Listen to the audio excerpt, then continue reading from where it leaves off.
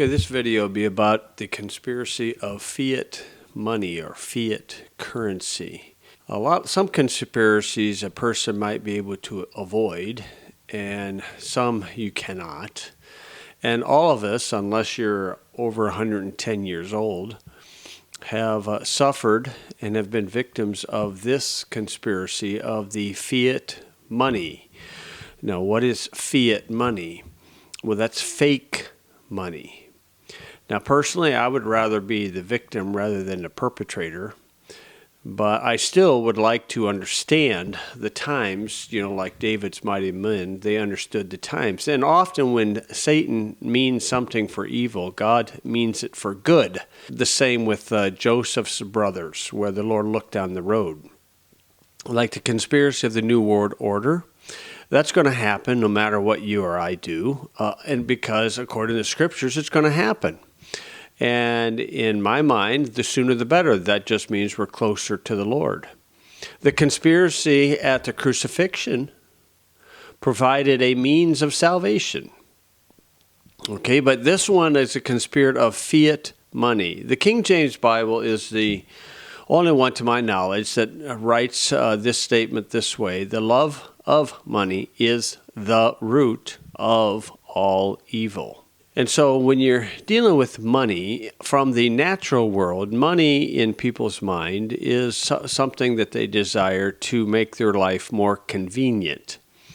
But when you got $1 billion, $2 billion or more, money really means nothing. It's control that the spirit world wants. Money is used to control people. In my lifetime, the monetary policy of our government has never changed, no matter who's in office. And the reason why is because there's a vast conspiracy that controls the monetary policy of this country and many other countries. Have you ever tried to figure out what was the cause of the Great Depression? Why was it that interest rates arbitrarily went up? Why did that happen? Did it just accidentally happen, or was that orchestrated? Now, I do believe it was definitely orchestrated if you just follow the timeline. And God often uses these evil intentions in this conspiracy of the bankers. And what it did, it laid the circumstances for the last national revival in America. That was the last time in America where the churches were full and people were considering the Lord without contemporary music, without some gimmick or ploy to get people in church. No, people just reached out to God because they were hurting. They were hurting bad. And so I want to give you this conspiracy theory. It's going to be a theory right now until the facts are admitted or revealed or believed. Okay, for example, fiat money is fake money. It's paper money with no value. Okay, all of this paper money intrinsically has no value. But the amazing thing is that I can take this worthless piece of paper, we call it a paper, but it's actually 75% cotton and 25% linen. I can actually take this worthless piece of paper and go to a store and buy something of value. It's an amazing thing. If I put all these together, I can buy something of value, even though this has no value at all. Okay, now, is that a theory? Is that a conspiracy theory? Well, we're going to find out from the criminals themselves. Another statement I'll give you. Right now, it's a theory, but we will prove it through the process. Banks create loans and money out of thin air. Yeah, they just make it up out of thin air. Lately, what's been in a topic is the inflation rate. The only reason for inflation is this: paper money, fiat currency. That is the only reason for inflation. A few years ago, this worthless piece of paper could have bought 4 silver eagles, about $5 a piece. Now you can't even get one with this. What caused the inflation? This. this worthless paper currency. Now, since the currency, the fiat currency, is worthless, that makes the national debt a smokescreen. And in reality, that's what it is. It's just a smokescreen. And the way banks and government steal the wealth of the people is through inflation and taxation. That's how it's done. Of late, maybe you've heard the Silicon Valley Bank, is in Chapter 11 or whatever, or, bankrupt. And many, many banks are heading that route. Now, if you want to travel down the rabbit hole, and I'm not sure about this, but I would dare say, yes, the banks are going to fail, and anything that you have in them is going to be gone, or easily can be gone. It doesn't matter if it's FDIC. It's just a matter of who's at the tippy top of this conspiracy. Now, some believe that the dark hats, the bad guys, are going to use this to take everything from the people. Then others believe down that rabbit hole there are some white hats that are intending to set up a quantum financial system that's based on gold. I'm not sure which one's going to win. I'm kind of leaning toward the latter one, but it's going to be temporary, I would think, in my mind. But briefly, I want to give you the history of America and its money, its currency. Before America was established, there's a fella in Europe, Mayer Amschel Rothschild, who was an Ashkenazi, Nazi, Jewish family, fake Jews, who, with his 5 sons, established the Rothschild banking scheme throughout Europe. Okay, and they funded wars on both sides, amazingly. In 1776, the Illuminati was founded on May 1st with 5 members, and Rothschild was one of the 5, to the best of my knowledge. Now, you know what happened on July 4th, 1776, is our country was forced to declare independence because King George threw off this nation.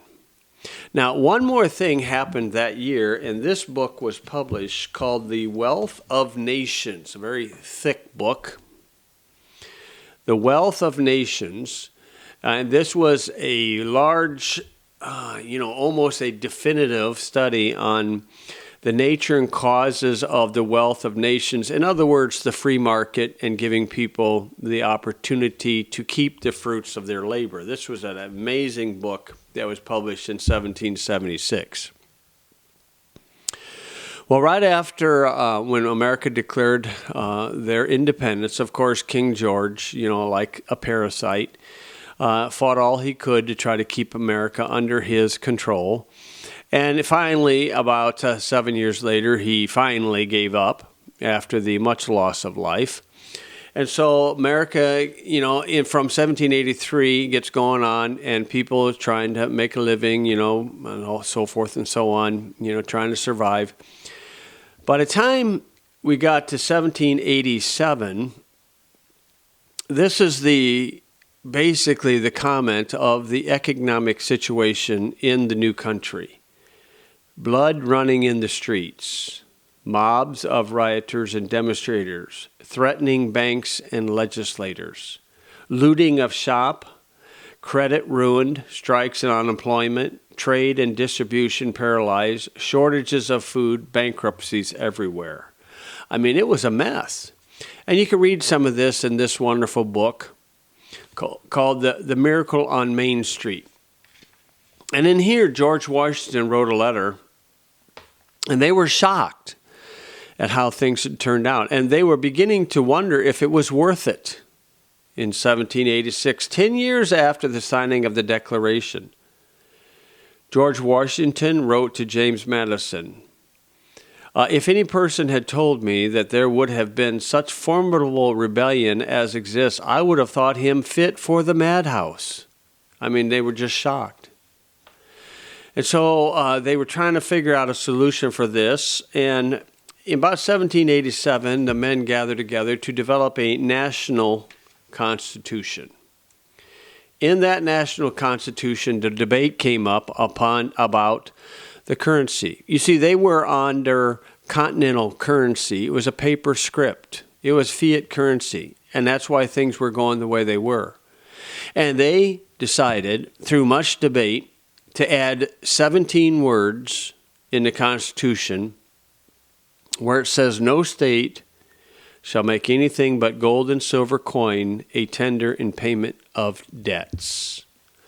By the time that went through the colonies, and by the time the colonies ratified it, when that came into being, 2 years later, less than 2 years later, when this federal constitution was developed, it read in a Pennsylvania Gazette, "Since the federal constitution has removed all danger of our having a paper tender, our trade is advanced 50%. Our moneyed people can trust their cash abroad and have brought their coin into circulation." And there are several other examples how things began to be prosperous in this country. Why? How'd that happen? It's because those people followed the scriptures in the matter of precious metals as a standard for money, gold and silver. It's amazing, 17 words, how 17 words, from the authority of the King James Bible, settled things down. It's fascinating, amazing thing.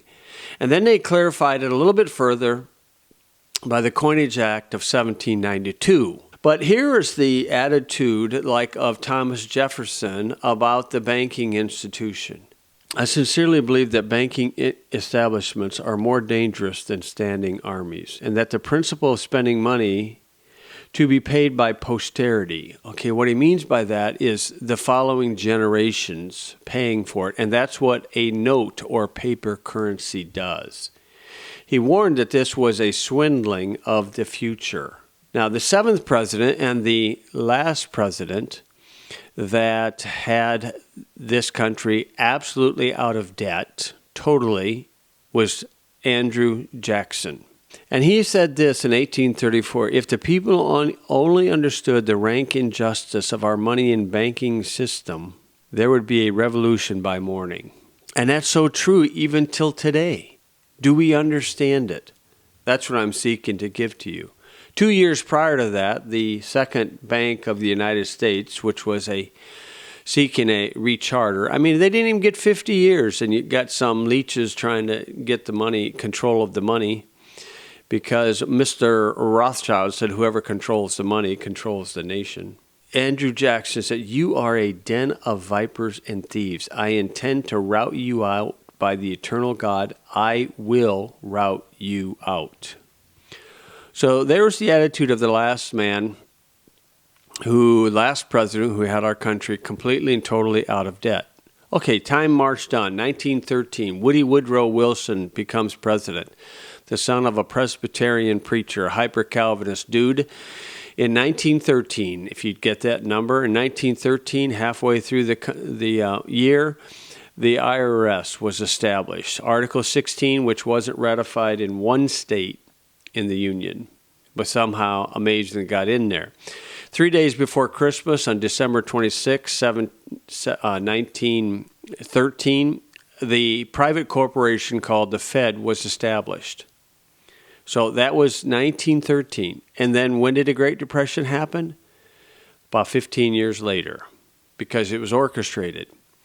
If you want to read a little further into that yourself, this is the book you ought to get, The Creature from Jekyll Island, and that is actually recording what the conspirators did to control the money of this nation. They met on that place and designed it and everything. You see, banks and governments steal the wealth of the people through inflation and taxation. Okay, I'll give you a quote from one of the accomplices of these here fellers, John Maynard Keynes. Now, you may have heard of Keynesian economics. So this guy is a proponent of paper currency. And he said this. So we're getting the statements right from the criminals themselves. By this means, fractional reserve banking, and with that, I'll explain that in the next video. Government may secretly and unobserved confiscate the wealth of the people, and not one man in a million will detect the theft. Okay, that's the criminals admitting this. That's not a Baptist preacher. That's not me, a Bible thumper. That's what John Maynard Keynes said. You know, the criminal, or the one taking the benefits of the criminal element, the conspirators themselves. Right after that Great Depression, when America was knocked down, well, FDR wanted to kick them while they were down, and he took the gold from the people. Yep, during that time period. And then a few years later, after JFK was assassinated, LBJ took the silver certificates out of circulation, United States notes out of circulation. And then Nixon took us totally off the gold standard, so now the currency is absolutely and totally worthless. This book might give you a little more understanding. End the Fed by Ron Paul. Okay, in the Bible, let's go to the Bible, because I am a Bible believer. I made a statement that banks and governments steal the wealth of the people through inflation and taxation. Amazingly, let me read to you James chapter 5, verse 4. And doctrinally, James is written to the 12 tribes of the tribulation, doctrinally. And so we'll get a little insight into the tribulation time period. James 5, he writes, addresses rich men. How did they get rich? How did they get rich in James 5:1? Well, in verse 3, your gold and silver is cankered. We would say cancered. So I think we might be going back to a gold standard. And then he says in verse 4, behold, the hire of the laborers who have reaped down your fields, which is of you, kept back by fraud. That's exactly what the scriptures say, how people attain wealth for the tribulation time period. Okay, this would be the show and tell portion of this video, where I said earlier that fiat money, which is fake money, or we commonly call it paper money, has no intrinsic value at all. It's worthless piece of paper. Actually, when the Treasury prints it, it costs 3 to 4 cents per document, and then they ship it over to the Fed at full face value. Okay, this is a Federal Reserve document. Okay, see that? Federal Reserve Bank. So this would be the criminals of the conspiracy. Obviously, the high up, the tippy top, is Satan, who doesn't really care about money. It's just control.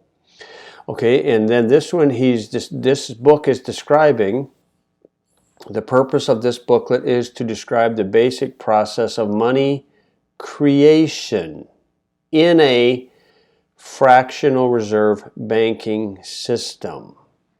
Okay, what does that mean? What does that mean? And you can find this document online, PDF copy, no problem, and it's their publication.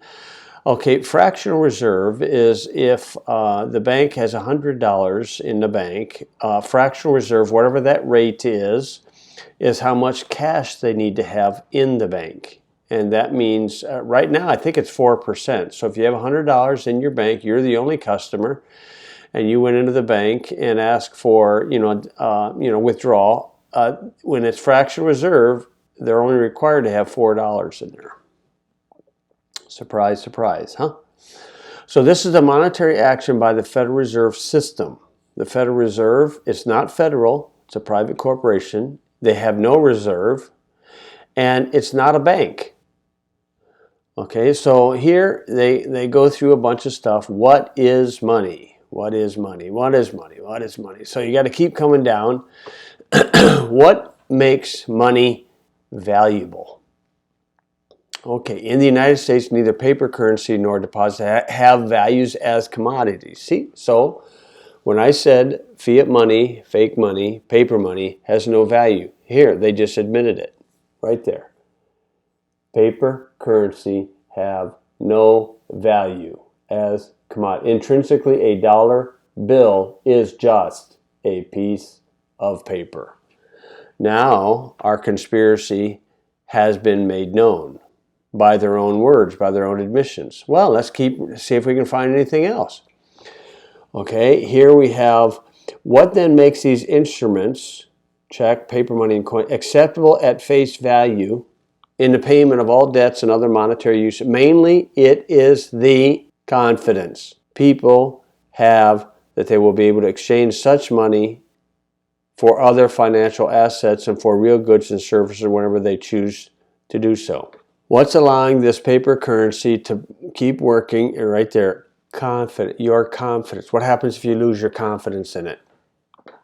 Then there's a run on the bank. That's usually what happens. And then over here it starts describing how they create money from thin air. Yeah, banks create loans and money from thin air. Several years ago, I hosted law seminars. We had a gentleman from Wisconsin would come down from Wisconsin, and it was a 2-week course, 8 hours, Monday through Friday, 8 hours, Monday through Friday, the following one. And he taught us about American law and courts and finances and banking and all that stuff.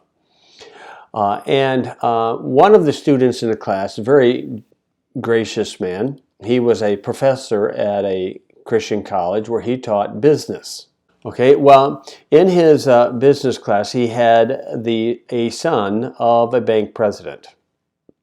So he gave the son an assignment, asked him if he'd go home and ask his father if loans are made out of thin air, created out of thin air. So he went home and asked, and his father said, yeah, what makes you ask that? Yeah. Okay, well, then the young man came back to the teacher, the professor, and told him what he found out. And then he said, okay, would you please go back to your dad and ask him the next time someone comes in to request a loan, that would he please inform that party exactly that they're creating money out of thin air, so that person has the full knowledge of the contract. And the dad said, of course not. I'm not telling them that. Okay, well, let's go to another publication, the National Geographic. This is January 1993. This is the article, The Power of Money. So here, this is where they're actually talking about how they stamp coins. Okay. So, and of course they used the smallest coin, the penny at the time, okay? And so this is 1993. The devil and company, they don't hide their stuff. It's almost like a requirement of God. Okay, but he says each machine strikes 200 times a minute, okay? And we don't call them pennies, we call them cents. They're 97.5% zinc, the rest is copper.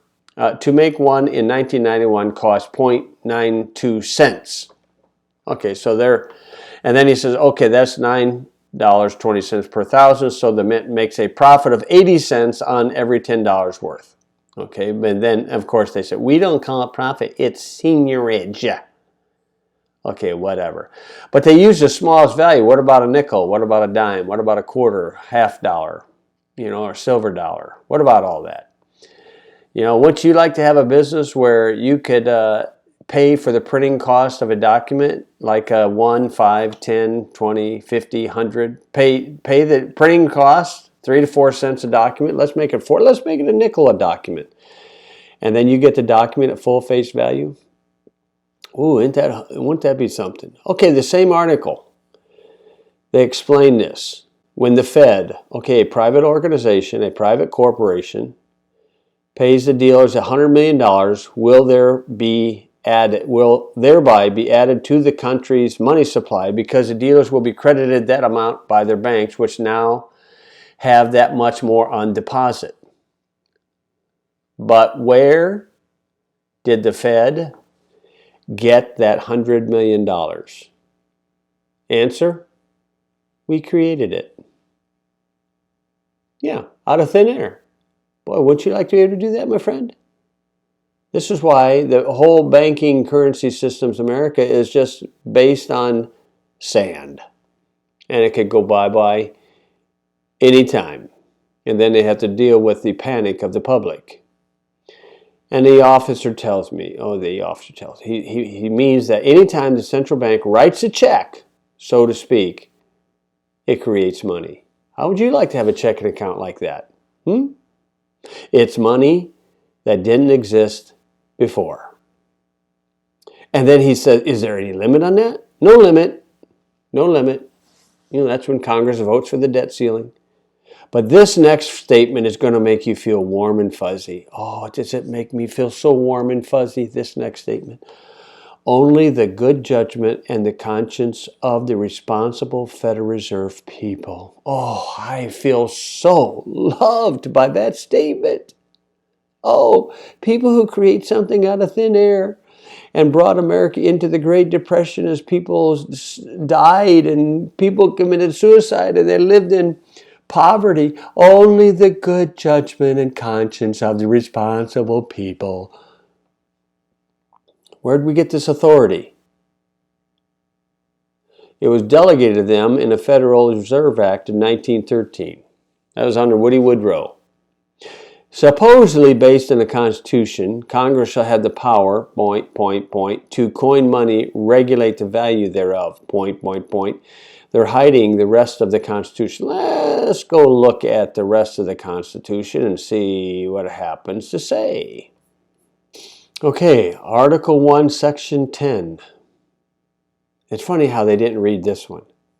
No state shall, in all these things, make anything but gold and silver coin a tender in payment of debts. Right there is what provided a wonderful basis of economy at the beginning of this country. And ever since this, 110 years ago, they've having boom cycles and, bust cycles. And they're the ones that create the boom and the bust, and then they steal the wealth of the people in the process. And we, the people, don't even see it coming. And this is what an accomplice to these criminals, a well-known economic economist, Keynes. By this means, fractional reserve banking, government may secretly and unobserved confiscate the wealth of the people, and not one man in a million will detect the theft. So, let's go back to the Bible and see what we come up with. In the Bible, the love of money is the root of all evil. New King Jimmy, a root. New American Standard, a root. A root, a root, a root. Amazing.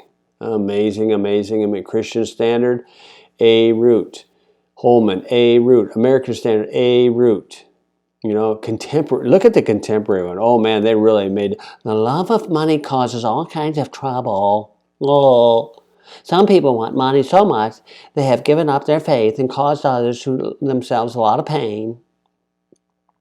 Okay, the Catholics, the desire of money is the root of all evil. They get it closer than all the Protestants. It's an amazing thing how that happens sometimes. Okay, let's go to the scriptures here. I mentioned that the rich of James 5 get their wealth by fraud. These are the only two occurrences of fraud. If you look at this one doctrinally, Psalm, should be singular, Psalm 10, his mouth is full of cursing and deceit and fraud. Under his tongue is mischief. Who's he? Well, if you go to that passage, you're going to see that it's actually the Antichrist. This is a description of the Antichrist, the wicked. Times of trouble, tribulation, pride. Yep, the wicked through pride. That's describing the Antichrist and his methods. Do you remember Jesus threw out the money changers? In Mark 11:15, Jesus went in the temple, cast out, overthrew the tables of money changers. People think that, that's wrong for like an evangelist or a traveling preacher to sell Bibles and books. No, that's not even what that's talking about. It's talking about changing money, foreign exchange, and then taking advantage of the people who desire to sacrifice the Lord and charging them over abundance. Proverbs 28 verse 8. He that by usury Okay, usury is the Old English word for interest. An unjust gain increases his substance. He will gather it for him that will pity the poor. Doctrinally, the Lord Jesus will pity the poor, and he will transfer it during the millennial time period. In Ezekiel 22, Ezekiel laid down what he felt should be the punishment for this conspiracy. Now, a few years ago, I think 2008, in Iceland, that country teamed together because of the banks ruthlessly calling in the loans. And that country teamed together and arrested a bunch of the bankers and threw them in jail because they created money out of thin air. They had expected it to be paid back. Okay, Ezekiel 22. Here's what Ezekiel said, a problem in his day. In thee have they taken gifts to shed blood. So that's a hitman. Thou hast taken usury and increase. Thou hast greedily gained of thy neighbors by extortion, and forgotten me, saith the Lord. Okay, so this is back to JFK, where he was fighting this, and what happened? They hired a hitman. And I think George Bush the first was a very key player in that. What is the Bible punishment for this dishonest gain? Behold, therefore I have smitten thine hand at thy dishonest gain which thou hast made, and at thy blood which thou hast in the midst of thee. What's he talking about? He's talking about the death sentence. That's what Martin Luther actually taught. The death sentence upon the ones who charge usury. That's something. Now, I'm not saying go into the bank and cause a ruckus, because many of the tellers, they don't know this. Probably the only one that knows it may be the bank president, possibly the loan officer. But what would be the solution, say, to our national debt? Well, it's rather easy. It is rather easy. Nehemiah laid it out. The Bible is just a fascinating book to me, and it's so sad to me that when churches and preachers limit it to religion only. This is dealing with what do you do when a nation whose debt is trillions of dollars, like we have, and the people cry because they've lost everything. And notice this word: we have mortgaged our land. This is the only time that word's found in the Bible. Mortgage. Mortuary. That means death pledge. Mortuary. It's the only time this is found. So when they create money out of thin air, these people said, we have borrowed money for the king's tribute. They had to borrow money to pay their the tributes in those days. And this upset Nehemiah. He was very angry when he heard their cry and their suffering. Very angry, upset about that, rightfully so. And so what is the solution? Then I consulted with myself. Okay, yeah, well, he talked with himself. And I rebuked the nobles. Okay, that's title of nobility. That'd be attorneys or whatnot. The rulers, there's the politicians. Okay, and said, ye exact usury every one of his brother. And I set a great assembly against them. About like the Dutch farmers right now in Netherlands, going against the ridiculous practices of the government in the Netherlands. And so exact usury. Okay, usury, interest. Yeah, I see. And so what's the solution? What is the solution, Nehemiah? Okay, here's what the solution is. Restore, I pray you, to them, even this day, their lands, their vineyards, their olive yards, their houses. Give them back their land. Give them a full title deed, allodial title, land patent. Yeah, give them the legal title, not the equitable title. He said, restore them and require nothing of them. So you dropped the loan. That's what they did in Iceland in 2008. If you do a little research on that, it's kind of interesting. So there's what's the solution? You just write it off. It's fake anyway. They created a loan out of thin air anyway. So just make it go away. Just make it go away. And then give the people their land back. Wouldn't that be quite a solution for our country? Oh man, oh man. Well, the bankers wouldn't lose anything. Now, if they don't yield to this here in Nehemiah, well, the alternative is a death sentence. Because that's what Ezekiel 18 said. Okay, here we go. Ezekiel 18:12.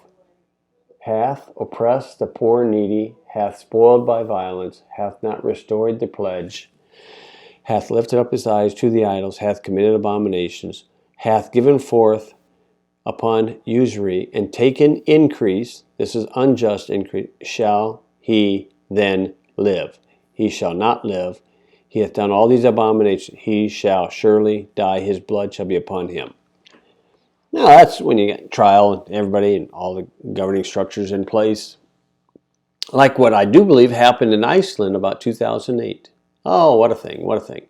So this conspiracy, we've all been affected by it. We've all been under it. We've all lost money through it. And I would encourage you to use the fake money and to buy something of value. Gold and silver coin.